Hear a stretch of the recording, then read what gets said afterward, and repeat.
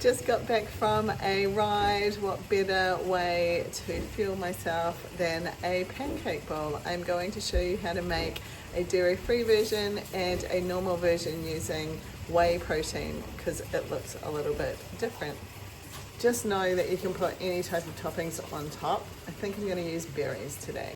The first one I am making is the dairy-free, so I'm using coconut yogurt, coconut milk, some flour. You'll notice the quantities are different for this one to make the consistency right.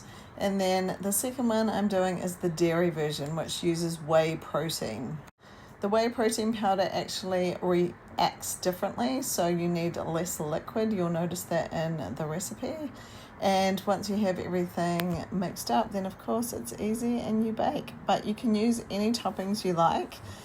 Here I am showing you berries on one, and then I'm doing the almond croissant one on the dairy-free version, which basically is some almond butter and some sugar-free maple syrup mixed together.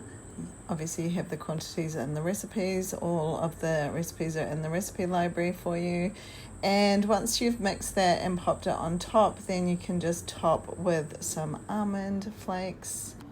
Then into the oven they go, and I did find the dairy version with the whey protein powder did take longer to cook, so I have made a note of that, but you'll need to cook it for an extra 5 or 10 minutes. Hope you enjoy these ones. They make a great meal prep recipe.